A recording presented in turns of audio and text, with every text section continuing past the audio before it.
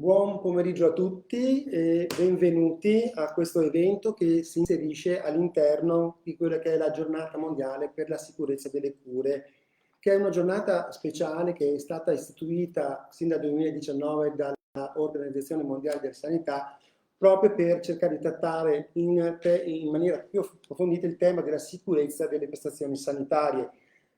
La giornata di oggi è dedicata alle terapie farmacologiche, quindi alla sicurezza delle terapie farmacologiche, con l'obiettivo di ridurre quelli che sono i cosiddetti danni da farmaci, no? Si cerca in questa maniera di coinvolgere direttamente il paziente, la persona, nella propria terapia farmacologica. È il paziente che deve diventare l'attore principale della propria terapia. Nella giornata di oggi cercheremo di vedere un attimino appunto questi aspetti. Mi presento, sono Umberto Gallo, farmacista che lavora presso l'assistenza farmaceutica territoriale del LUL6. Insieme a me ci sono altri colleghi che vi presenterò nel corso dell'evento, che cercheranno di farvi capire un attimino come rendere più sicure le vostre terapie. Quando parliamo di farmaco, generalmente appunto parliamo di una cosa che sicuramente rappresenta una, chiamiamola, tecnologia importantissima che ha permesso di allungare l'aspettativa di vita per numerose patologie, soprattutto appunto in campo cardiovascolare, in campo oncologico, ma non dimentichiamo neanche le malattie infettive con l'avvento dei vaccini che ha sicuramente ridotto la mortalità infantile. Però i medicinali hanno anche, ahimè, un'altra faccia, un altro lato della medaglia, che è quello degli eventi avversi, le cosiddette reazioni a farmaci. E quindi appunto oggi parleremo in maniera particolare dell'uso corretto dei farmaci nella popolazione anziana, ma avremo altri due eventi organizzati dallo IOV e dall'azienda ospedaliera di Padova. Domani lo IOV presenterà la sicurezza delle terapie in campo oncologico, nella stessa modalità di oggi, quindi via streaming e negli stessi orari. Mercoledì 21 invece avremo l'azienda ospedaliera di Padova che presenterà invece la sicurezza delle terapie in campo pediatrico. Quindi tornando un attimino al discorso di farmaci e popolazione anziana, è un argomento molto delicato per tanti motivi che andremo a vedere adesso. E dicevamo appunto è un'importante tecnologia che però ha dei risvolti certe volte pericolosi. Chi ce lo dice questo? Beh, ce lo dicono i dati di letteratura. I dati di letteratura ci stanno mostrando un andamento importante di quelle che sono le reazioni avverse da farmaci nella popolazione anziana che sta assumendo le proporzioni di una vera e propria epidemia iatrogena. Quindi un diciamo, argomento importantissimo sicuramente per i pazienti ma anche per i servizi sanitari di tutti i paesi, perché non dimentichiamo questo problema non riguarda solo l'Italia, ma ovviamente appunto è un problema diffuso. Ad oggi, ad esempio, vediamo che circa il 10%, una persona su 10 che è ricoverata in un reparto di geriatria o un reparto internistico è stata ospedalizzata proprio a causa di un evento avverso a farmaci. Queste sono le notizie brutte, però abbiamo delle notizie più belle che ci arrivano sempre dalla letteratura, che ci dicono che circa il 50-80% delle reazioni avverse sono prevedibili ed evitabili e una delle strategie che viene raccomandata proprio dall'Organizzazione Mondiale della Sanità è quella di mettere il paziente al centro della propria terapia, quindi creare la corretta consapevolezza dell'uso dei farmaci, va bene, perché usando meglio i farmaci riduciamo gli eventi avversi. Una domanda penso che verrà spontanea a tutti è dire perché l'anziano è maggiormente predisposto a manifestare delle reazioni avverse. Le motivazioni sono diverse. In primo luogo sono legate a quelli che sono i fenomeni di invecchiamento, quindi sono motivi fisiologici per i quali appunto c'è una riduzione della capacità dell'organismo con l'invecchiamento a eliminare i farmaci e ricordiamo sempre che il farmaco è una sostanza estranea che il nostro organismo tende ad eliminare, quindi riducendo l'eliminazione il farmaco tende ad accumularsi. Questo è particolarmente importante per tutti quei medicinali che vengono eliminati attraverso la via renale. Poi c'è un altro fenomeno: gli anziani hanno una maggior sensibilità ad alcuni farmaci, ne parleremo poi con la collega dottoressa Costa, ecco, sono più predisposti alle azioni avverse di farmaci che agiscono a livello del sistema nervoso centrale, come ad esempio le benzodiazepine.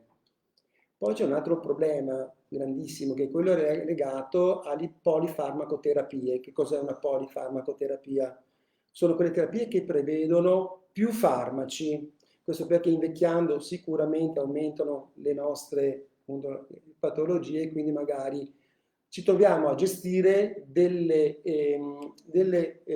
terapie veramente complesse. Anche qui qualche dato importantissimo. I dati ci arrivano dall'Agenzia Italiana del Farmaco, che ci dicono che negli over 85 anni circa il 40% assume 10 farmaci diversi durante la giornata, quindi numeri veramente importanti. Cosa comporta questo? Comporta delle problematiche, chiaramente, perché quando assumiamo tanti farmaci possiamo avere quel che si riscontra appunto, il fenomeno delle interazioni tra farmaci, ma non solo tra l'interazione delle farmaci che magari ci ha prescritto il medico, ma anche dei farmaci che ci autosomministriamo, i farmaci da banco, no? Quelli che noi compriamo senza ricetta in farmacia, oppure, e vedremo anche poi con la dottoressa Tessari, tutto il fenomeno legato alle interazioni con gli integratori piuttosto che con i prodotti fitoterapici. Benissimo. Poi abbiamo infine appunto un altro problema appunto che è collegato un attimino all'aderenza terapeutica. Assumere tanti farmaci ci costringe magari ad essere meno aderenti a particolari trattamenti che magari sono veramente importanti. Faccio un esempio: solo un paziente su 4 è aderente alla terapia antipertensiva. Una non corretta aderenza alla terapia antipertensiva è foriera, può causare appunto un eccesso di eventi cardiovascolari o cerebrovascolari. Ancora, sempre i dati dell'Agenzia Italiana del Farmaco ci dicono che addirittura il 50% delle persone che assumono farmaci respiratori per un problema ostruttivo, ad esempio una broncopneumopatia cronica ostruttiva, è aderente alla terapia. Anche qui il farmaco che non si prende correttamente, la mancata aderenza, appunto, comporta la comparsa di eventi avversi dovuti appunto alla mancata assunzione del trattamento.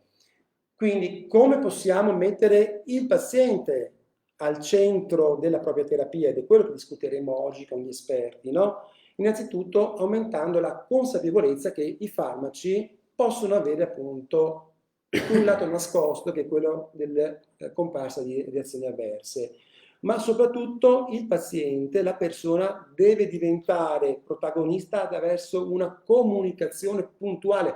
Non dobbiamo aver paura di chiedere al medico perché ci ha prescritto quel farmaco, quali sono i benefici attesi, quali sono i possibili effetti collaterali.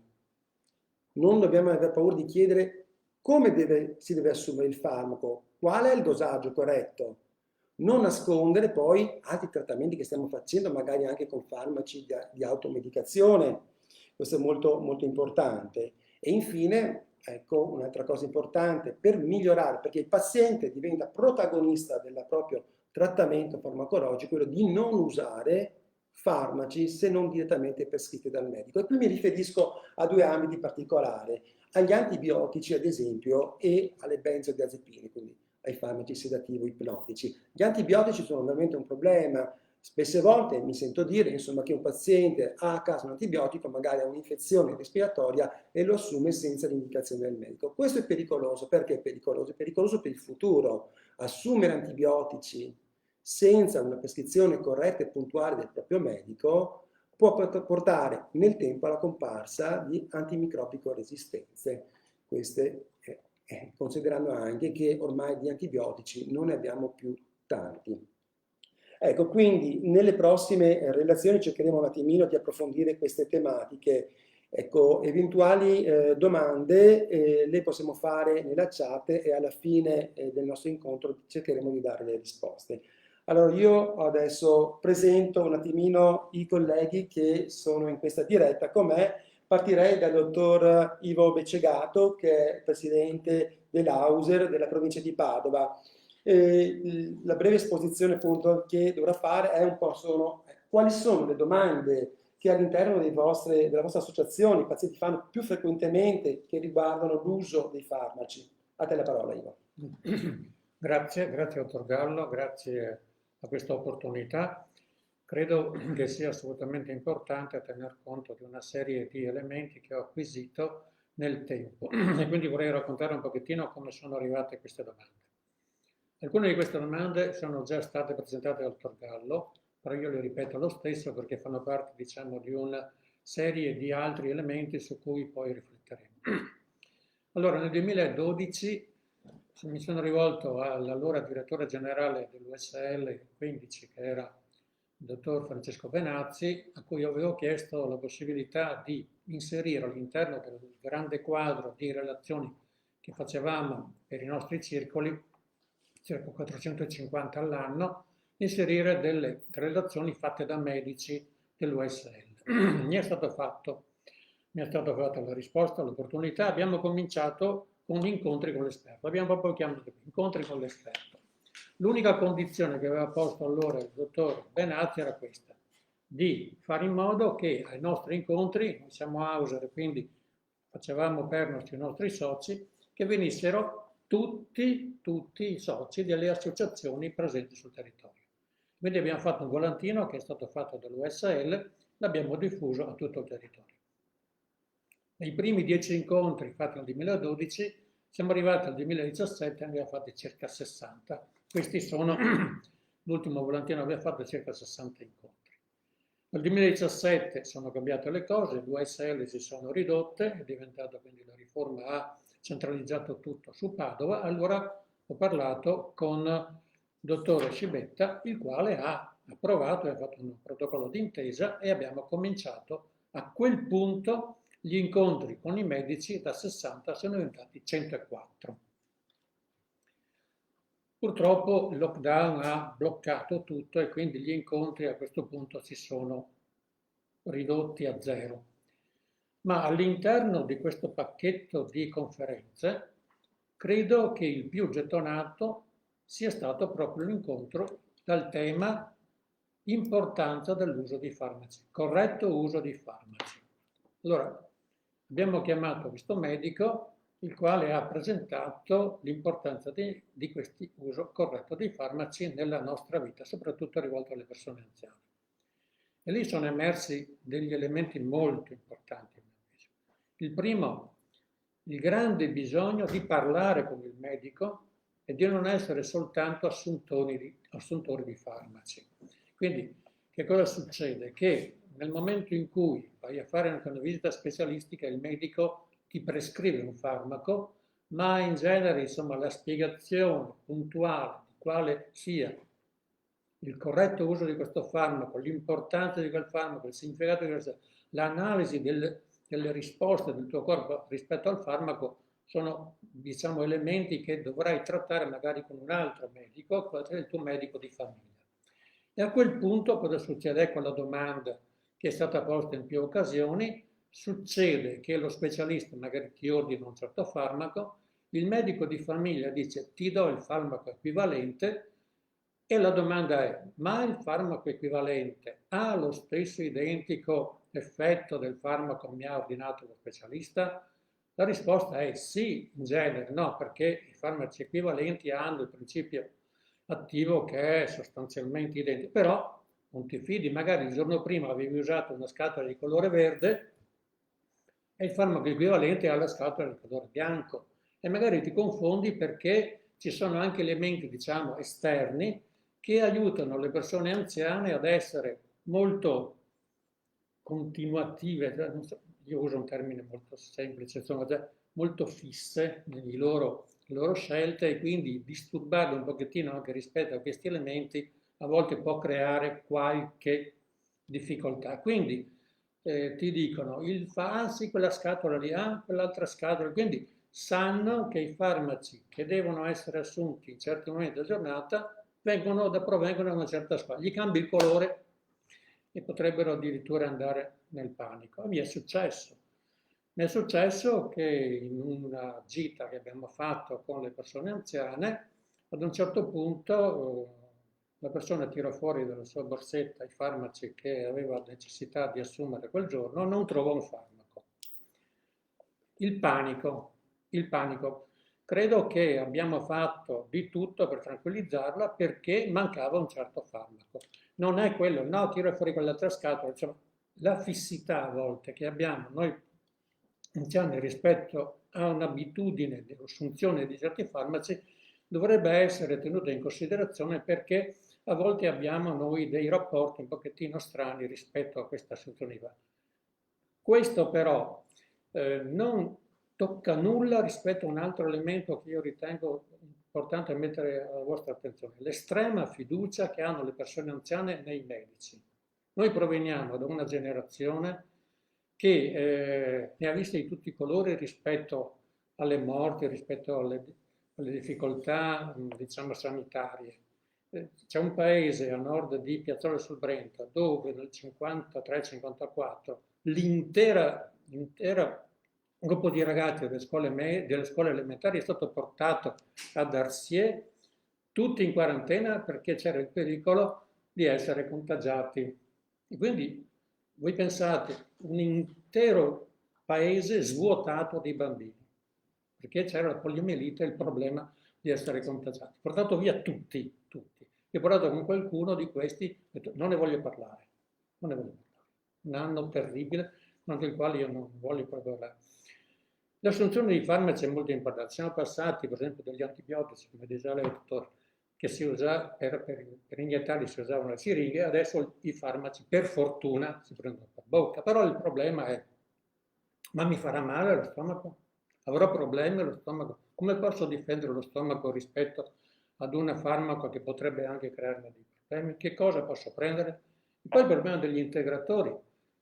Lì ci sarebbe da spendere parecchio, perché alla nostra età no, scemano le forze, vai a prendere questo, prendi quell'altro, eccetera. Ma questi integratori, io ho sentito dei medici dire che veramente sono acqua fresca. No, allora, rispetto all'acqua fresca e rispetto invece alla possibilità di dare delle risposte, quali possono essere le soluzioni? E poi ancora, i farmaci sono dosati per tutti o sono dosati anche rispetto, o sarebbe meglio dosarli rispetto al genere maschile o femminile? E anche questo rimane uno dei quesiti che a volte emerge. Noi non abbiamo elementi sufficienti per poter dare delle risposte, quindi mi fermo qui perché ritengo insomma che un'ultima cosa che posso dire, dottoressa, noi siamo stati chiamati a dare un contributo all'Università di Padova sotto forma di ricerca per capire che cosa succede nei muscoli alla nostra età. Quindi una ricerca che ci consente di poter dare delle risposte rispetto a una perdita di capacità dei nostri muscoli rispetto a quello che è, cosa succede, quindi una ricerca, e da 2 giorni fa un'altra ricerca che sta cercando di capire che cosa succede nel nostro corpo quando perdiamo appetito. E quindi siccome molte persone anziane ad un certo punto non mangiano, allora contribuiamo come Hauser a dare delle risposte che l'Università di Padova, l'Istituto di Fisiologia in questo momento sta cercando di fare per mettere a disposizione i risultati di una ricerca che poi trasferirà poi anche nelle risposte di tipo scientifico e tipo farmaceutico. Certo, io guarda, ti ringrazio perché è stato chiarissimo. Mi permetto di dare una risposta intanto, ecco, a una domanda che hai fatto, che è quella dell'uso di farmaci equivalenti, no? Allora, sicuramente, come hai detto tu, i farmaci equivalenti, ma in dubbio, insomma, sono farmaci il tutto e per tutto identici ai farmaci cosiddetti di marca o brand. Il problema che tu ponevi è reale, il problema delle confusioni delle scatoline. Ecco. Questo è un problema veramente grosso perché l'anziano magari si trova da gestire, o il caregiver, insomma, diverse scatoline e certe volte. Ecco, anche qui ogni tanto un consiglio che posso dare alle persone è quello di portare le scatoline al proprio medico, no? O anche al proprio farmacista di fiducia, non è un problema. Ecco, per vedere se ci sono delle cose doppie, dei doppioni, le duplicazioni terapeutiche, le cosiddette duplicazioni terapeutiche sono foriere, appunto, sono causa anche di reazioni avverse importanti, quindi assolutamente. Esistono delle differenze di genere fra maschi e femmine, ti dirò di più, purtroppo tante volte i farmaci vengono sperimentati su popolazioni non troppo anziane, quindi le conoscenze che abbiamo sui farmaci nei grandi anziani, pluripatologici, sono veramente ridotte, no? Quindi anche comunicare al proprio medico eventuali effetti collaterali diventa fondamentale, è importantissimo, perché così riusciamo a capire meglio come questi farmaci, appunto il profilo di sicurezza di questi farmaci, magari in popolazioni che sono un po' meno studiate dagli studi clinici. Quindi domande molto, ecco, altre domande e risposte le daranno sicuramente le colleghe poi appunto nei loro interventi. Quindi grazie a te Ivo, lascerei la parola a Federico, al dottor Giaculli, Federico Giaculli, ecco, che ho conosciuto da poco, però so di essere una rarità. È un ortopedico che lavora, cioè un geriatra che lavora in ambito ortopedico, quindi veramente una cosa molto, molto interessante. Ecco. Il dottor Giaculli, che lavora presso l'ortopedia dell'ospedale di Campo San Piero, ci parlerà di un tema poco noto, poco conosciuto anche dai clinici stessi certe volte, che è il discorso legato a anemia e farmaci. Dico solo una cosa, ecco, la maggior parte degli eventi avversi da farmaci sono proprio causati da reazioni gastrointestinali, sanguinamenti gastrointestinali, magari che non sono sempre appunto magari anche noti al paziente stesso. Questo può determinare delle importanti problematiche, soprattutto in età avanzata, diciamo nei grandi anziani. Ecco, se ci dici magari qualche parola sull'uso corretto di questi farmaci e sul problema dell'anemia in senso lato nel paziente, nella popolazione anziana. Grazie Federico. Allora, buongiorno a tutti, mi chiamo Federico Giaculli, lavoro presso il centro traumatologico ortopedico dell'ospedale di Campo San Piero, ma sono geriatra. Per questa giornata sulla sicurezza delle cure abbiamo deciso di parlare di un argomento che ritengo assolutamente importante, che è l'anemia. L'anemia, come definita dall'OMS, cioè dall'Organizzazione Mondiale della Sanità, è caratterizzata dalla diminuzione dei valori emoglobinici al di sotto dei 12 grammi decilitro per la donna e 13 per l'uomo. Perché ci interessa l'anemia nel paziente anziano? Perché i dati di prevalenza nella popolazione generale dicono che l'anemia è comunque una patologia comune, ma non supera il 6-7 per 1000 in termini di numero di casi, mentre due sottopopolazioni, diciamo due categorie di popolazioni, che sono le donne in età fertile e gli anziani, raggiungono dei dati di prevalenza di tutto riguardo. In particolare gli anziani possono raggiungere il 50-60% dei casi di prevalenza, e questo ci dice, praticamente traducendolo in termini molto più semplici, che un anziano su 2 è affetto da anemia. L'altra cosa importante dell'anemia dell'anziano è che l'anemia dell'anziano è un'anemia multifattoriale. Cosa vuol dire che l'anemia è multifattoriale? Vuol dire che possono essere molteplici le cause che concorrono a generarla. Questo è un dato assolutamente importante, perché noi siamo abituati a trattare l'anemia se è un'anemia carenziale, se è un'anemia da emolisi, se ci sono varie cause. Insomma, nell'anziano possiamo trovare un po' di tutto. Perché? Perché l'anziano è un paziente che può avere un sacco di patologie croniche. In genere le patologie croniche più comuni sono lo scompenso cardiaco, l'insufficienza renale, poi ci sono patologie che hanno a che fare con l'autoimmunità, quindi patologie autoimmuni, patologie oncoematologiche, cioè la patologia neoplastica, la patologia anche sostanzialmente dei tumori del sangue, quindi delle patologie di quel tipo. Ancora gli stati infiammatori cronici, gli stati infiammatori, gli stati infettivi del tratto gastrointestinale e soprattutto ancora la polifarmacoterapia, che i colleghi hanno già accennato precedentemente, perché sappiamo che gli anziani possono assumere un numero di farmaci ragguardevole nell'ambito di una giornata, e quando il numero supera le 5 o le 6 molecole è quasi matematicamente certo che qualche interazione si viene a verificare. Inoltre, le condizioni di salute dei nostri anziani possono anche darci un'indicazione su quello che è lo stato nutrizionale o su eventuali fatti carenziali. Non da trascurare sono poi le perdite gastrointestinali, come accennava il dottor Gallo, che rappresentano, soprattutto nella popolazione anziana, che è una popolazione che fa largo uso di farmaci antinfiammatori non steroidei, una delle cause delle perdite, quelle cosiddette occulte. Cosa vuol dire occulte? Vuol dire che sono perdite nascoste di cui non ci si rende conto e pian piano il paziente si anemizza progressivamente in maniera del tutto subdola e silente fino a quando non diventa eclatante un quadro clinico. Per queste ragioni, in questa giornata nazionale sulla sicurezza, io volevo lanciare un messaggio che era quello di dire ogni paziente dovrebbe essere a conoscenza del proprio stato di salute e consapevole di questo. Per esempio, per quanto riguarda l'anemia, se sappiamo che i dati di prevalenza dell'anziano ci dicono che un soggetto su 2 può essere interessato da questo fatto, è una cosa che va monitorata con un banale esame del sangue, si chiama emocromo, è di facile applicabilità. Qualsiasi laboratorio territoriale ospedaliero o anche convenzionato è in grado di eseguirlo. La seconda cosa, nel momento in cui ci rendiamo conto che siamo anemici, dovremmo cercare di capire qual è la causa. Abbiamo detto che le cause dell'anziano possono essere molteplici, questo è il punto dolente e difficile. Per questa ragione, voglio dire, dovremmo aiutarci con il nostro medico di medicina generale oppure anche con uno specialista di nostra fiducia, però la ricerca della causa e la rimozione della causa consente il ripristino dei valori di normalità dopo un adeguato trattamento terapeutico. L'altro punto è se la causa non è eliminabile. Cosa dobbiamo fare se la causa non è eliminabile? Dovremmo cercare un compromesso e quindi cercare di convivere tra la perdita, tra virgolette, e la supplementazione con dei farmaci, che in questo caso sono farmaci a base di ferro, che ci potranno dare la possibilità di mantenere i nostri livelli di emoglobina ad un livello accettabile. Qual è la cosa importante di questo punto, sempre facendo riferimento alla consapevolezza della patologia?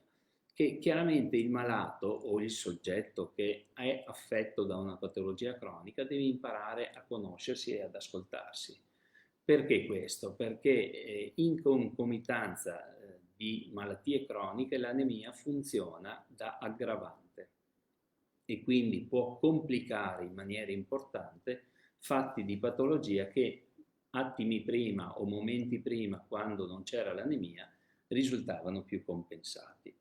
Questo è un dato assolutamente importante perché la complicanza legata all'anemia aumenta i ricoveri. Inoltre l'anemia, se complica determinate condizioni, aumenta anche i giorni di ricovero e può arrivare a complicare anche gli esiti degli interventi chirurgici. Quindi come dobbiamo affrontare la strategia terapeutica in questo caso? Il farmaco, come abbiamo detto, è un farmaco a base di ferro e sono compresse che possono essere reperite facilmente, si tratta di farmaci sicuri, di facile reperibilità e anche molto ben tollerati. Qual è il problema di queste terapie? Che sono terapie di lunga durata. Quindi noi dovremo provare a trovare un compromesso tra quella che è la nostra esigenza di ripristinare dei livelli di emoglobina e l'assunzione di farmaci che può durare da 2 o 3 settimane fino anche a 6 mesi. Qui si introduce un altro argomento importante che è quello dell'aderenza terapeutica di cui ha già parlato il dottor Gallo e anche del fatto dell'abbandono delle cure, quindi della compliance. Spesso e volentieri terapie così lunghe, se non sono adeguatamente spiegate e ampiamente condivise, possono andare incontro all'autosospensione. Perché? Perché possono comportare effetti collaterali che sono tutto sommato anche non importantissimi. Possiamo parlare della nausea, dei disturbi digestivi, della sensazione di ferro in bocca, quindi di un sapore spiacevole, oppure anche della stipsi o della diarrea. Chiaramente il paziente che non è adeguatamente informato se ne preoccupa profondamente e sospende la cura. Di conseguenza, dato che abbiamo detto che si tratta di terapie di lungo termine, probabilmente non riusciremo a venirne a capo ed è questa una delle ragioni del fallimento spesso e volentieri dei trattamenti terapeutici di lungo termine. Non sono adeguatamente spiegati ai pazienti e non sono condivisi. Quindi io concordo perfettamente con quello che ha detto il dottor Beccegato, che spesso e volentieri le terapie non sono sufficientemente comprese dal ricevente, cioè dal paziente. Da questo punto di vista sono fermamente convinto. L'altra cosa diversa è se invece abbiamo delle intolleranze alla terapia orale. allora in quel caso può essere anche proposta una terapia parenterale con ferro, che però per le caratteristiche del farmaco e per anche la difficoltà di distribuzione capillare sul territorio devono essere riservate ad una struttura ospedaliera o ad una struttura ambulatoriale. E per questa ragione diventano più complicate. Diverso è, come spesso capita nel nostro traumatologico, quando noi riceviamo pazienti che sono andati incontro a traumi e che quindi possono aver avuto una frattura importante. Parliamo dell'anziano, spesso di femore, di polso o di omero, dove la perdita ematica può raggiungere anche il 1,5 litri ai 2 litri. Se poi non ci sono terapie anticoagulanti in corso. Quindi per questo ribadivo il concetto dell'importanza della consapevolezza della propria patologia, perché se noi sappiamo di partire da un discreto livello di emoglobina, quando ci dovesse capitare un evento avverso, siamo abbastanza tranquilli di poter superare l'evento. Pochi giorni fa un paziente mi diceva: ma si può morire di frattura di femore? Assolutamente sì, perché basta partire da un livello di emoglobina molto basso, essere affetto dallo scompenso cardiaco da quell'altra o da un'altra patologia cronica, un evento fratturativo diventa un evento devastante, che può complicare le patologie di base e che può aumentare il rischio di mortalità per tante cause. Ecco, io mi fermerei sì, certo, qui. Federico, una domanda veloce, ecco, per quanto riguarda le cause note invece di sanguinamenti, no? Che tante volte, tu ne hai accennato prima, possono essere dovuti anche all'uso, all'abuso dei farmaci da automedicazione, no? Assolutamente. Quindi magari un'indicazione particolare all'uso dei farmaci antinfiammatori, quelli che usiamo generalmente per i dolori, eccetera, insomma, che sono anche farmaci da banco, molti di Abbiamo questi. detto infatti che... Ecco, attenzione ai pazienti che fanno gli anticoagulanti, tu accennavi, no? Il paziente con anticoagulanti. Abbiamo già detto che il paziente anziano è un paziente che utilizza una polifarmacoterapia, questo è matematico, lo sappiamo. E chiaramente in concomitanza anche di fatti banali che possono essere un raffreddore, un mal di gola, un mal d'orecchio oppure una cervicalgia piuttosto che un fatto cronico come può essere una coxartrosi, quindi una patologia artrosica dell'anca che può dare dei problemi nella deambulazione, nella vita di tutti i giorni e nello svolgimento di quelle che sono le mansioni della vita quotidiana. Abbiamo che il paziente tendenzialmente è portato ad assumere dei farmaci e spesso non ha né il tempo né la voglia magari di recarsi dal medico e di consigliarsi con il suo referente. Quindi la terapia antinfiammatoria, in particolare quella non steroidea, è molto pericolosa, anche perché molti anziani prendono anticoagulanti, prendono antiaggreganti per le vasculopatie. E la combinazione di questi farmaci può diventare veramente devastante. Quindi parlarne sempre col proprio medico curante che ci conosce più o meno, deve conoscerci e soprattutto le terapie dovrebbero essere limitate nel tempo, quindi se ne facciamo un uso dovremmo essere consapevoli che lo potremmo usare per 3-4 giorni ma non andare oltre. Ti ringrazio Federico per la chiarezza, veramente. Ecco, allora io adesso lascerei lo spazio alle due colleghe, quindi invito la dottoressa Costa e la dottoressa Tessari.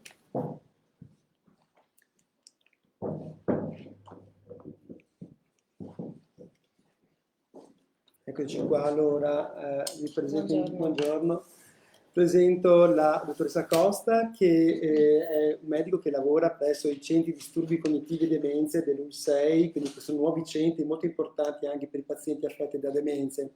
Il dottor Giacuri prima diceva una cosa, attenzione, il paziente che si frattura il femore, va bene, è un paziente che potrebbe avere dei problemi di sanguinamento importanti, quindi ha problemi anche legati a delle sequele nel lungo termine o addirittura a mortalità.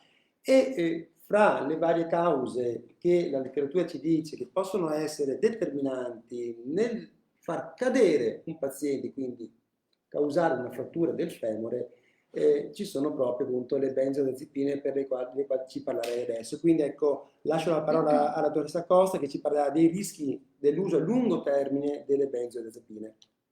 Sì, buongiorno a tutti, io mi chiamo Gabriella Costa, sono un medico geriatra e faccio parte del centro di accadimento cognitivo e demenze del numero 3 della nostra azienda. Oggi vi parlerò appunto dei rischi dell'uso delle benzodiazepine nell'anziano, soprattutto per periodi di tempo lunghi. Le benzodiazepine sono una classe eterogenea di farmaci con delle proprietà ansiolitiche, sedativo-ipnotiche, anticonvulsivanti, miorilassanti e anestetiche. Facendo un rapido excursus sui nomi più frequentemente noti, per citare alcuni esempi: Tavor, Minea, Salcion, Xanax, Frontal, Enel, Endormin, Valium, quindi potrei continuare all'infinito. Sono farmaci che sono attivi sul sistema nervoso centrale e aumentano l'effetto di un neurotrasmettitore che si chiama acido gamma-aminobuttirico e quindi riducono l'eccitabilità delle cellule. E in base alla durata d'azione, cioè alla quantità di tempo in cui rimangono attive all'interno dell'organismo, le possiamo suddividere in breve, media o lunga durata d'azione. Esistono anche quelli a brevissima durata d'azione che vengono utilizzati in fase di sedazione palliativa oppure in fase di anestesia. Sono farmaci che purtroppo danno luogo a dei fenomeni di tolleranza e dipendenza sui quali tornerò più tardi.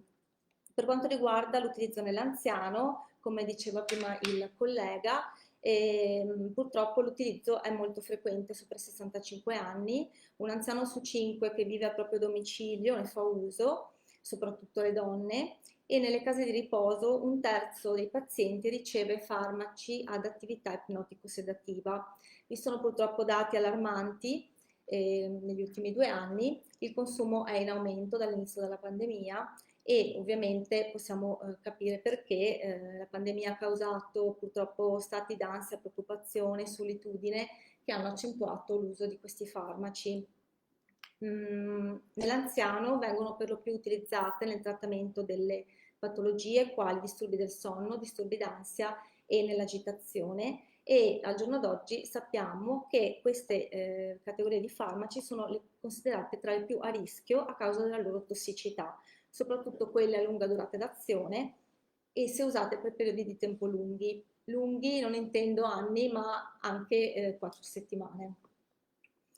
Tra gli effetti collaterali principali, che possono diventare talmente importanti da diventare un vero e proprio stato di tossicità, troviamo la sedazione e la sonnolenza diurna, e questo può influire sulle capacità di guidare l'auto, quindi diventare veramente un rischio, e sulla capacità di eseguire dei compiti complessi o che richiedono attenzione. Quindi una persona anziana che deve svolgere un compito complesso può avere un rallentamento dei processi attentivi. Le benzodiazepine possono indurre un impaccio della parola, un'incoordinazione motoria, confusione mentale, e possono addirittura peggiorare i disturbi per cui sono utilizzati, quindi possono peggiorare l'ansia, l'insonnia e l'agitazione.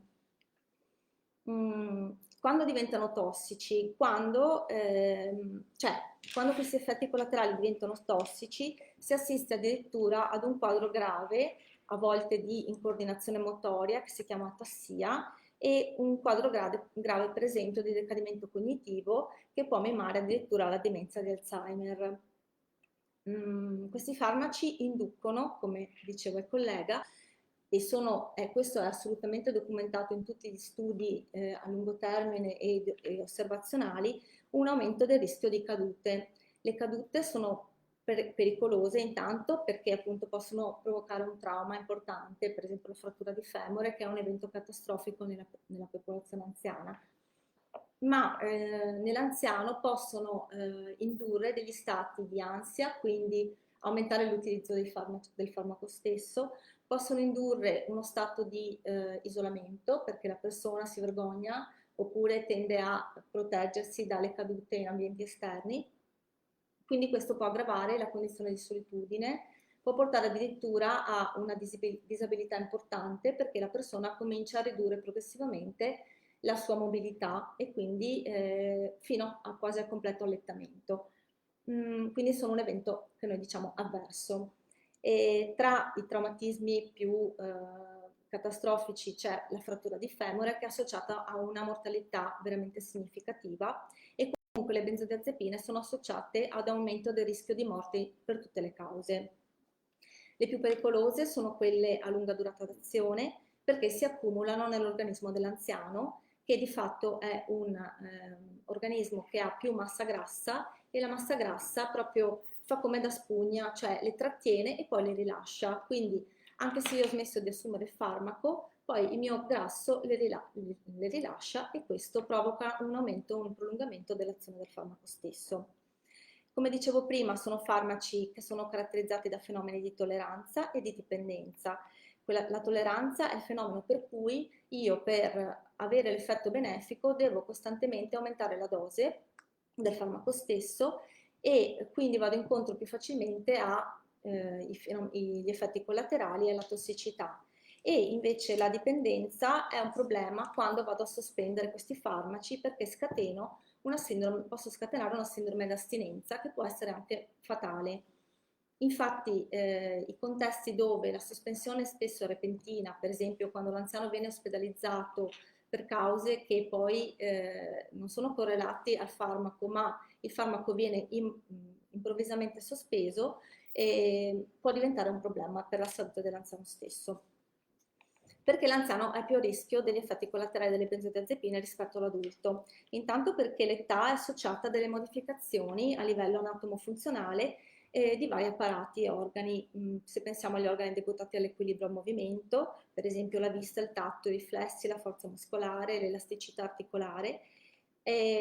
Con l'invecchiamento c'è una disregolazione del sonno, per esempio viene prodotta meno melatonina, c'è, come dicevo prima, un aumento della massa grassa, quindi le benzodiazepine tendono ad accumularsi e purtroppo c'è un rallentamento delle funzioni cognitive. Non tutti gli anziani invecchiando sviluppano una demenza, però c'è sicuramente un rallentamento, cioè i processi avvengono ma con più lentezza.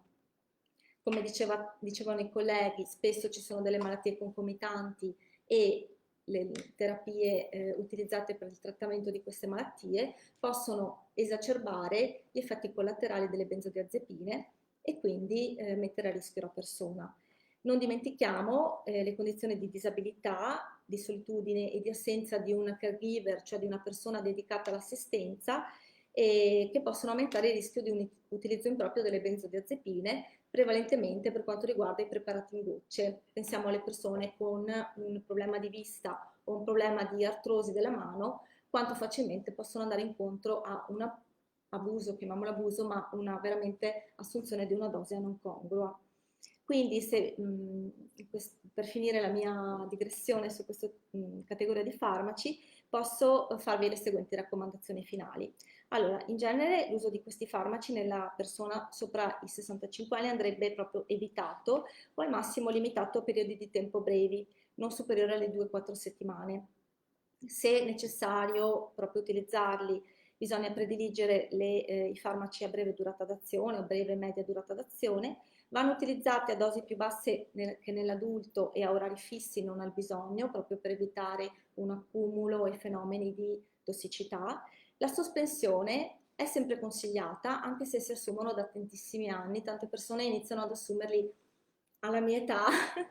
Io ho tanti amici e amiche che cominciano ad assumere benzodiazepine per il trattamento dell'insonnia e poi si trascinano questo farmaco per sempre. Vale sempre la pena comunque provare a sospenderlo, però va fatto con la stretta supervisione del medico e in modo molto graduale, anche di mesi, per evitare le sindromi da sospensione-astinenza e legati ai fenomeni di tolleranza e dipendenza. E come consiglio generale, comunque, visto che le patologie che scatenano l'uso di questi farmaci sono prevalentemente l'ansia, la depressione, l'insonnia, come consiglio generale per l'anziano, come geriatra, vedo proprio come terapia, come trattamento, una maggior socializzazione, una riduzione dell'isolamento e un aumento dell'attività fisica. Bene Gabriele, ti ringrazio anche te per la chiarezza e soprattutto anche per la sintesi, perché un argomento così importante e veramente complesso, insomma, l'hai spiegato proprio in maniera eccellente, quindi grazie. Vedo che dal pubblico ci sono diverse domande, ma le faremo poi alla fine delle nostre esposizioni. Allora, lascio la parola adesso ad una collega, la dottoressa Marina Tessari, farmacista come me, lavora presso la farmacia ospedaliera di Capo San Piero, che ci parlerà anche qui di un argomento interessante, molto, penso anche vasto, ma anche attenzionato dai pazienti anziani. che è farmaci e integratori, che relazione, quando usarli, si possono usare sempre? Allora, buongiorno a tutti. Io partirei, visto che l'argomento è vastissimo, ma cercherò di dare solo alcune indicazioni, poi qualunque domanda sono qua. Gli integratori alimentari sono un prodotto, come dice il nome, di derivazione alimentare che non può vantare proprietà terapeutiche né proprietà curative o di prevenzione delle malattie. Hanno lo scopo di correggere carenze nutrizionali per certi tipi di integratori, quindi per proteici, per calorici, oppure di mantenere l'apporto di alcuni nutrienti che scarseggiano con la dieta, come vitamine, minerali, fibre. Tra questi, poi in questa famiglia molto vasta, ci sono anche estratti di vari tipi di erbe, sono in botanica, come vengono detto, i fitoterapici. Sono prodotti alimentari e quindi sottendono alla normativa sulla sicurezza alimentare. In tutta l'Europa sono soggetti a queste norme. In Italia, per essere commercializzati, deve essere solo fatta una notifica al Ministero l'intenzione di farlo al Ministero della Salute, che poi ne valuta la conformità alla normativa vigente, come ho detto, normativa sulla sicurezza alimentare. Devono essere fabbricati secondo norme di buona fabbricazione, ma devono garantire solo la corrispondenza della composizione a quanto dichiarato in etichetta. Informazioni dettagliate su questi prodotti si possono reperire sul sito del Ministero della Salute, che nel 2019 ha pubblicato un decalogo semplice, un opuscoletto che per un corretto uso degli integratori alimentari, in cui ci sono 10 semplici regolette, tra le quali io ricordo: gli integratori non possono sostituire una dieta varia ed equilibrata, quindi l'errore che non bisogna fare è dire prendo l'integratore, quindi non mangio la carne piuttosto che la pasta. La dieta equilibrata si intende un giusto equilibrio tra tutti i componenti necessari, quindi proteine, carboidrati e anche grassi. Poi c'è scritta anche una nota e si dice: raccomanda di leggere sempre l'etichetta e consultare il medico prima dell'assunzione e anche durante la terapia o l'assunzione se è ad un lungo termine.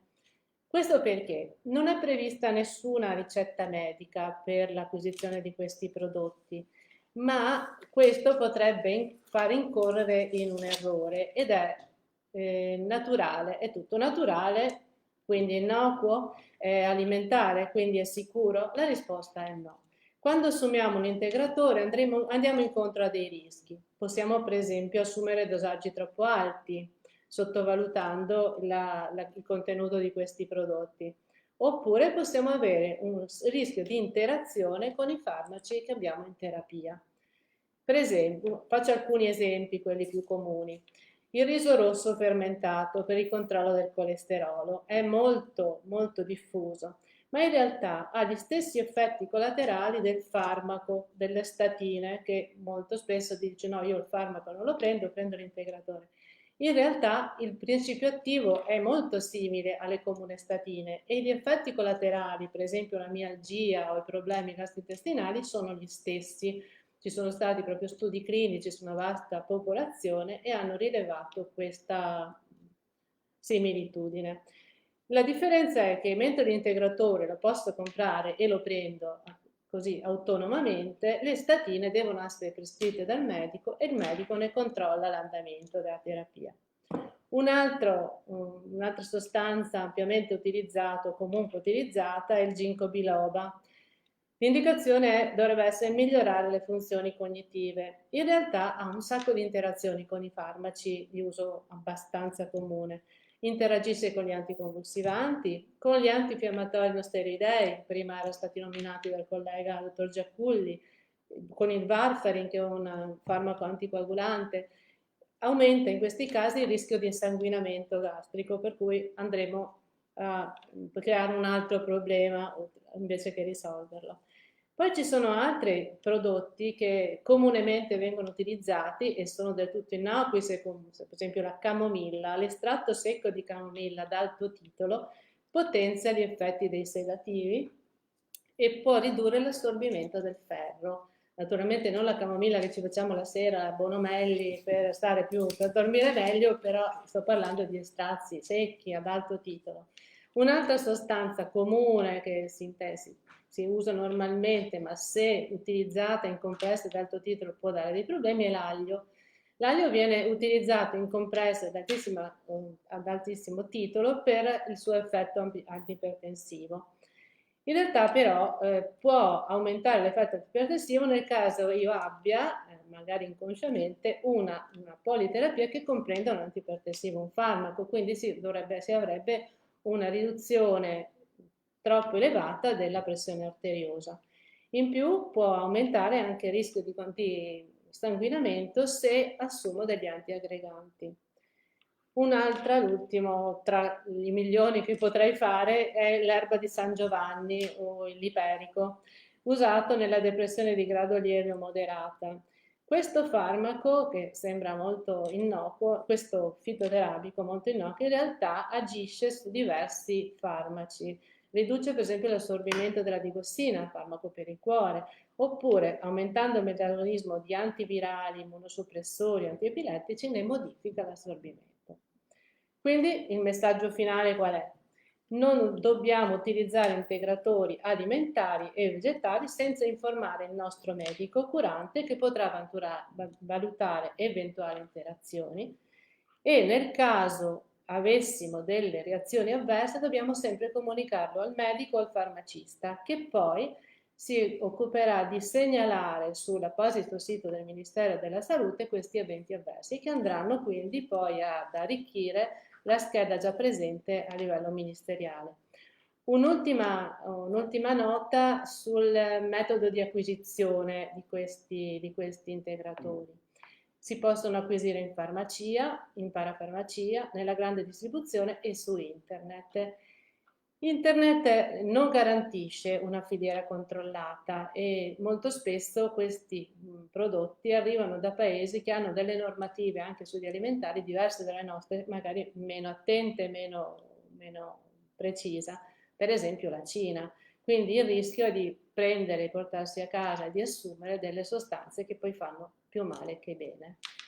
Io avrei finito. Grazie mille Marina, ti avrei ascoltato ancora perché è un argomento veramente interessante. Sì, è vastissimo, che hai però non abbiamo molto tempo. È stato molto interessante, quindi non sempre naturale o integratore sicuro, soprattutto nei pazienti con tanti farmaci. L'indicazione che davi Marina è assolutamente condivisibile. Informate il vostro medico o al limite anche il farmacista di fiducia, magari di valutare se quello che volete prendere, l'integratore o il fitoterapico, possa dare dei problemi con altri farmaci che già assumete. Quindi Marina, ti ringrazio. Adesso passerei all'ultima relazione, inviterei qui del tavolo il dottor Vincenzo Lolli, anche lui, prego Vincenzo, farmacista, lavora il direttore della farmacia ospedaliera dell'ospedale di Schiavonia, che invece ci introdurrà in un altro mondo, no? L'importanza di comunicare le terapie, la continuità ospedale-territorio, cioè cosa deve fare il paziente quando entra in ospedale, va bene, cosa deve dire, e viceversa cosa dovrebbe dire il medico quando il paziente viene dimesso in ospedale. Quindi un attimino tutto quello che è l'aspetto della continuità ospedale-territorio, ecco, ti ascoltiamo molto volentieri, Vincenzo. Grazie Umberto, buon pomeriggio. Come diceva Umberto adesso, il titolo della mia relazione è La somministrazione sicura del farmaco nella continuità ospedale-territorio. Quindi io ho preso come evidenze 6 delle raccomandazioni che il Ministero della Salute ha formalizzato e ha indirizzato agli operatori sanitari per estrarre, diciamo, dei contenuti, delle pillole da diciamo, proporre in questa giornata. Il primo punto riguarda il concetto della riconciliazione della terapia farmacologica. Questa attività, che viene svolta dai medici, dagli infermieri durante il ricovero, soprattutto nei reparti internistici, geriatrici, quando il motivo del ricovero è una situazione, diciamo, di compromissione, di fallimento, di ricaduta, diciamo, del paziente in quelle che sono le sue patologie sostanzialmente di tipo cronico, è un'attività molto importante, ma che trova il suo fondamento proprio nella comunicazione, ovvero nella ricognizione, che sarebbe in buona sostanza quello che il medico vi chiede rispetto alla terapia che assume il paziente a domicilio. Quindi questa attività è fondamentale perché pone le basi per poter fare un'esatta riconciliazione, che sarebbe la revisione sistematica dei farmaci che il paziente utilizza a domicilio per capire in quale maniera sono stati assunti, con quale frequenza, se c'è stata aderenza alla terapia e, come è stato spiegato anche nelle relazioni precedenti, se abbinati alla terapia farmacologica sono stati assunti appunto degli integratori, dei fitoterapici o dei polivitaminici. Quindi è importante che il paziente, se è nella condizione di poterlo spiegare, o i parenti o chi per essi, diciamo, descrivano e documentino in maniera puntuale e precisa i farmaci, la posologia e la frequenza della somministrazione.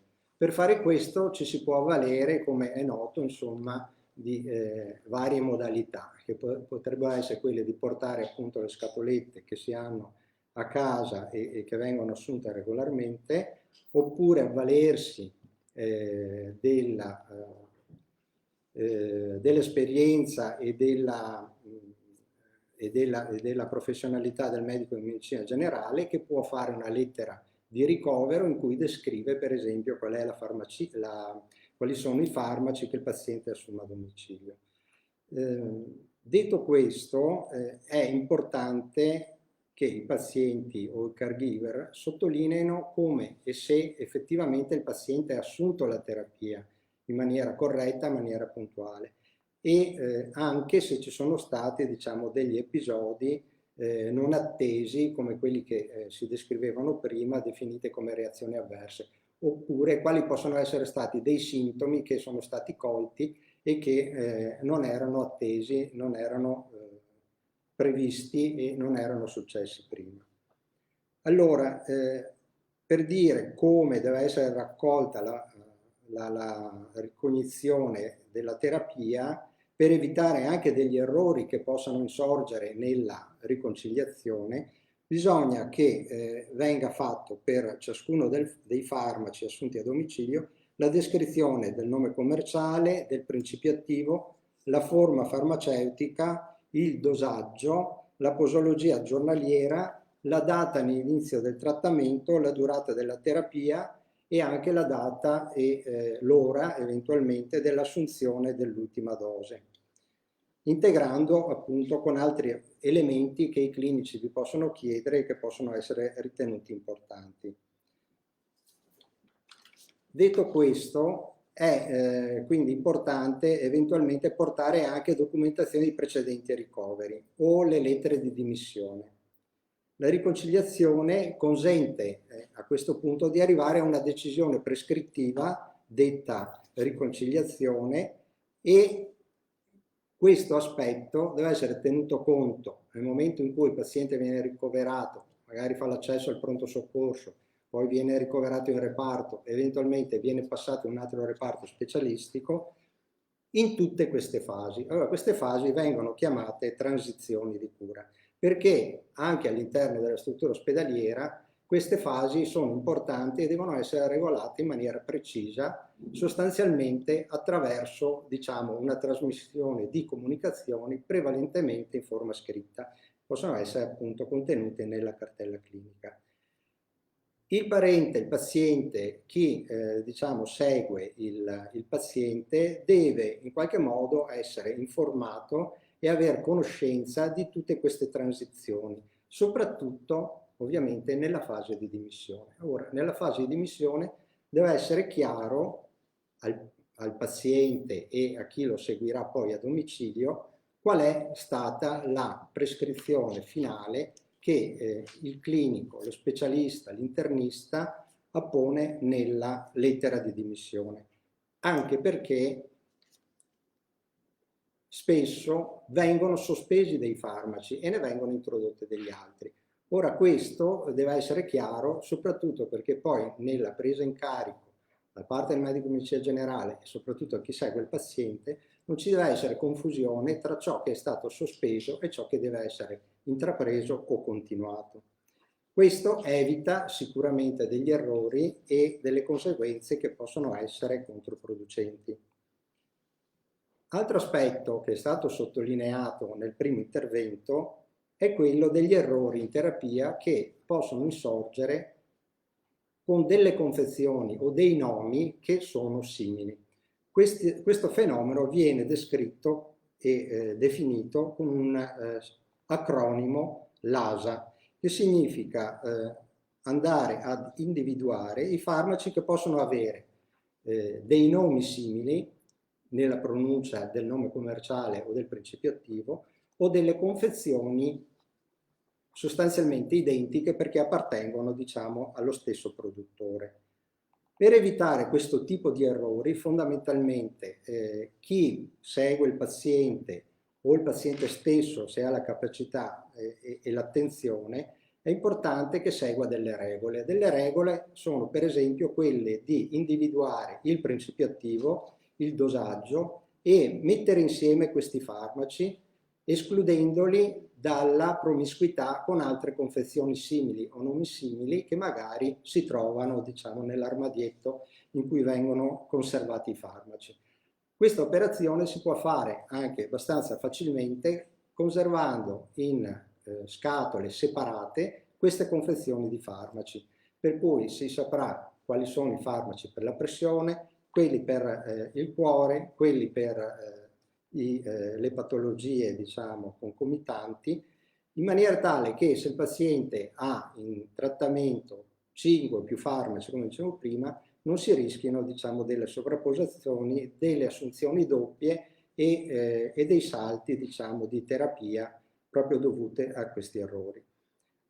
Altri accorgimenti sono quelli se si devono dare delle indicazioni verbali a un paziente o a un caregiver che magari è una persona straniera, è di evitare le indicazioni verbali telefoniche e preferire quelle scritte. Se proprio è indispensabile dare delle indicazioni verbali, per esempio per rispondere a una richiesta telefonica, è importante essere molto chiari e scandire in maniera precisa e inequivocabile, diciamo, anche lettera per lettera del farmaco che deve essere assunto. Ancora è importante capire, essere sicuri di qual è la forma farmaceutica e la via somministrazione. Se si hanno dei dubbi in tal senso, bisogna sempre consultare il proprio medico prescrittore o il farmacista per verificare la correttezza della prescrizione e essere sicuri anche che queste indicazioni corrispondano a quella che è l'intenzione, quindi la terapia adatta, quindi l'indicazione terapeutica. Nel dare indicazioni scritte bisogna evitare l'uso di abbreviazioni, quindi non devono mai essere usate acronimi, simboli,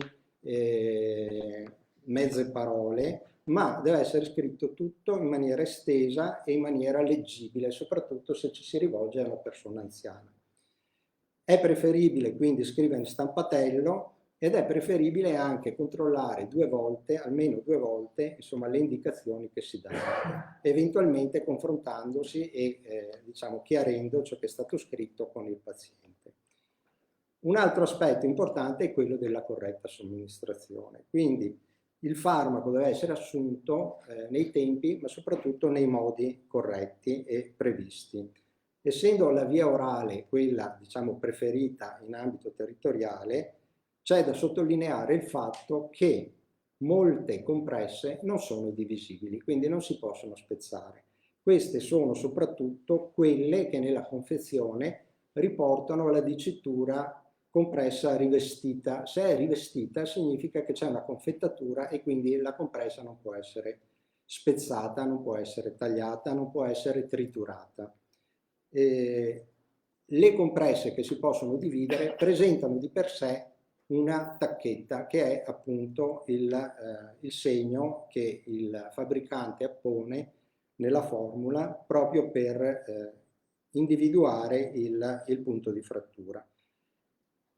Se il paziente ha difficoltà a deglutire, quindi non sempre si possono triturare le compresse e quindi prima di intervenire bisogna sincerarsi che ciò si sa fare e quindi bisogna consultare il proprio medico o il proprio farmacista. La manipolazione non consentita determina l'instabilità del medicinale, può determinare degli effetti irritanti a livello locale, degli errori nella terapia e di somministrazione e di assorbimento. Quindi, in buona sostanza, va a compromettere l'efficacia del trattamento. Quindi diciamo che è sconsigliato dividere in meno di 2 parti le compresse. In conclusione, per avere a domicilio una corretta gestione della politerapia, abbiamo sentito più di 5 farmaci nello stesso giorno, è consigliabile l'utilizzo delle pilloliere e queste diciamo sono formulate in stringhe da 7 giorni, se ne possono acquistare più di una stringa a seconda della somministrazione che se avviene in più volte della giornata possono essere fino a 3-4 stringhe e possono essere preparate una sola volta alla settimana da persone affidabili o esperte. Vi ringrazio per l'attenzione. Grazie Vincenzo anche della tua esposizione. Ecco, transizione di cura quindi come elemento critico nella gestione della terapia poi anche a domicilio e mi sembra che ritorni un attimino il tema dell'importanza della comunicazione, quindi comunicare sempre, non aver paura di riferire appunto, o di non aver capito l'importanza, il dosaggio corretto, la corretta assunzione del farmaco passa attraverso una corretta comunicazione e il fatto di aver capito quello che il medico ci vuole dire. Ho già una domanda per te, Vincenzo, ne approfitto. Ecco, cosa è importante da tenere a mente durante una transizione di cura? Questa è una domanda che arriva dal pubblico in maniera sintetica, vi chiedo solo delle risposte di essere abbastanza sintetici, puntuali, insomma. Allora, non sempre il paziente può essere informato di questa, diciamo, decisione clinica nel momento in cui avviene esattamente la transizione di cura, perché lo sappiamo che quando un paziente è ricoverato e passa da un reparto all'altro, dal pronto soccorso a reparto, non sempre viene fornita documentazione scritta da parte del paziente. Quindi l'importante è, se si ha la possibilità, parlare con il paziente, verificare con l'infermiere se sono state, diciamo, cambiate delle terapie e la cosa importante sostanzialmente è, dopo aver parlato con i clinici e aver verificato le condizioni del paziente che si è ristabilito, essere ben informati e chiarire ogni aspetto, soprattutto nel momento della dimissione.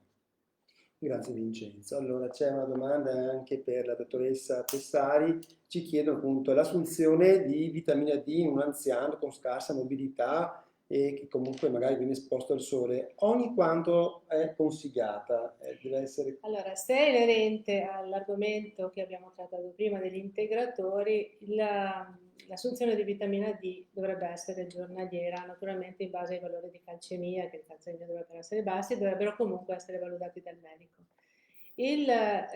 Comunque l'indicazione all'utilizzo della vitamina D è sempre una valutazione di tipo medico, che poi il medico potrà anche valutare se invece di utilizzare l'integratore, che come ho detto sarebbe comunque un'assunzione giornaliera, potrebbe utilizzare il farmaco che esiste in diverse formulazioni anche in ritardo, quindi con l'assunzione mensile o trimestrale, che questo avrebbe il vantaggio di non avere una ulteriore somministrazione di farmaco, di integratore, durante la giornata, magari quando c'è già una politerapia. Certo, grazie Marina. Allora inviterei al tavolo, ecco, la dottoressa Costa e il dottor Giaculli. Buongiorno. Grazie mille, perché ci sono delle domande anche per voi. Allora, per la dottoressa Costa, ecco, questa è una domanda interessante. In caso di insonnia, ecco, cosa si può fare per evitare di assumere le benzodiazepine? Quali sono trattamenti alternativi? Sì, Innanzitutto bisogna sempre fare riferimento al medico di medicina generale, perché l'insonnia non è una conseguenza fisiologica dell'invecchiamento, può essere la spia di altre patologie e può essere scatenata da o l'effetto collaterale di altri farmaci, per esempio alcune classi di antiipertensivi, oppure altre patologie anche importanti, per esempio sintomi ostruttivi della prostata, oppure segni di scompenso cardiaco, come per esempio la difficoltà di respiro notturna che spinge la persona a risvegli frequenti. Anche delle patologie proprio correlate al sonno, come le apnee ostruttive, vanno indagate. In alternativa ai farmaci si consigliano degli interventi non farmacologici e in particolare un'adeguata igiene del sonno. Per igiene del sonno intendo tutti l'insieme degli accorgimenti che le persone devono mettere in atto per avere una qualità di sonno adeguata. Non dimentichiamo che comunque con l'età la quantità di ore necessarie per riposare, per avere un sonno, diciamo, decoroso, si riduce, cioè con l'età non abbiamo più bisogno di dormire 8-9 ore, ma magari 5-7, e a volte semplicemente fare un'anamnesi sulla tempistica della messa a letto e del risveglio ci fa capire che in effetti la persona non soffre assolutamente di insonnia, ma semplicemente ha già dormito le sue ore. Quindi quello che diciamo consiglierei in questo momento è di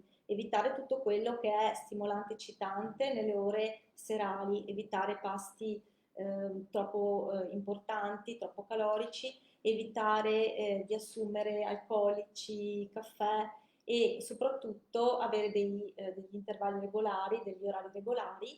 In alcuni casi può essere utile integrare con la melatonina, perché si è visto che appunto c'è una ridotta secrezione con l'invecchiamento. Quindi più importante la qualità del sonno anziché la quantità, quindi non spaventiamoci se invecchiando dormiamo meno. Anche l'uso di dispositivi elettronici, tablet e anche la TV non favoriscono una qualità di sonno adeguata e non favoriscono il sonno, anzi il buio è proprio la cura. Ho capito che devo cambiare alcune mie abitudini.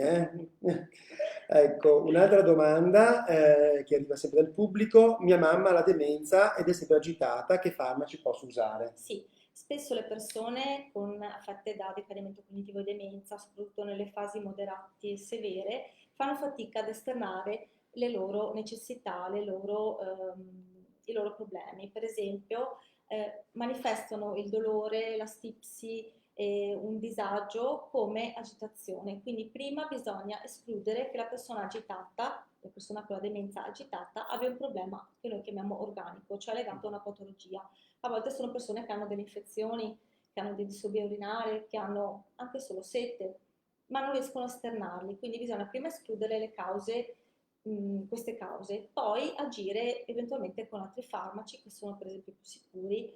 Faccio esempio il trazodone oppure la mirtazapina nelle ore serali.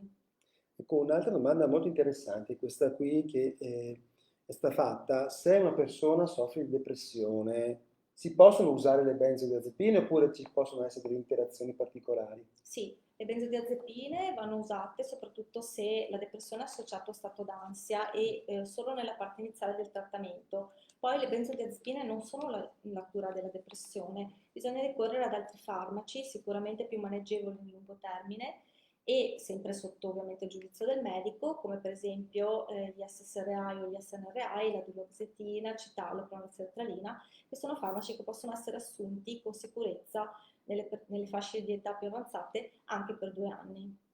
Grazie. Ecco, in realtà quello che stiamo vedendo è che le persone vanno avanti anche per anni con Sì. gli antidepressivi. La domanda che ti faccio io: è una cosa questa appropriata oppure si può tentare ad un certo punto anche di interrompere una terapia che magari potrebbe anche non essere più necessaria? Certo, spesso queste terapie vengono intraprese in concomitanza di episodi, per esempio, di lutto, di perdita o di cambiamenti significativi dello stato di salute, e quindi mi sento di raccomandare comunque dopo un periodo di 2 anni di provare a sospenderli sempre gradualmente e sempre con la collaborazione sotto supervisione del medico curante. Grazie mille Gabriella. Allora, ci sono delle domande anche per te, hai scatenato un po' la curiosità, insomma, del nostro pubblico. Allora, quali possono essere le strategie terapeutiche ambulatoriali parliamo sempre del ferro, e come prepararsi ad un iter preoperatorio, perché mi sembra di aver capito che... Certo, le strategie ambulatoriali sostanzialmente riguardano tutte quelle strategie quando una terapia domiciliare o con il medico di medicina generale fallisce. È chiaro che al momento attuale non esiste un unico centro di gestione per l'anemia, che sarebbe auspicabile in un prossimo futuro. Le medicine generali, quindi le medicine così chiamate di base, si stanno aggiornando da questo punto di vista, cercando di raccogliere anche la possibilità di fare qualcosa in più nei loro ambulatori o nei centri di medicina integrata. Attualmente invece purtroppo le strategie ambulatoriali sono quelle legate alla creazione di dei service, quindi di servizi diurni legati ai reparti, quindi il paziente che viene per esempio dimesso da una geriatria in cui si sia rivelato esserci un problema di anemia, potrà proseguire le cure seguendo delle giornate di diurno, quindi di trattamento diurno dalla mattina fino ad una certa ora del pomeriggio in regime di ricovero ospedaliero di questo tipo. Per quanto riguarda invece la seconda domanda che riguarda come ci si può preparare un iter operatorio, sappiamo che i nostri anziani spesso hanno degli interventi programmati che possono essere di chirurgia generale, come di ortopedia, come di altre cose. E quindi da questo punto di vista, visto che esistono gli esami di iter preoperatorio, quindi degli esami all'interno dei quali si fa una valutazione preoperatoria a distanza di tempo per poi arrivare il giorno dell'intervento a essere ricoverati e cominciare l'iter operatorio, avrebbe senso che questi esami di preoperatorio venissero condivisi con il medico di medicina generale, con un'informativa ad hoc, di modo che quando il paziente fa il suo iter di preoperatorio, che prevede l'esecuzione per esempio della diagnostica radiologica, la visita con l'anestesista, la visita col medico per esempio ortopedico ed eventualmente con l'internista di reparto, ci sia una sorta di informativa attraverso la quale, se ci fosse un problema legato all'anemia, come spesso capita, dato che a volte tra l'iter preoperatorio e l'intervento possono passare da 1 mese a 3 mesi, ci sarebbe tutto il tempo materiale per fare in modo che il paziente giunga all'intervento nella migliore forma possibile.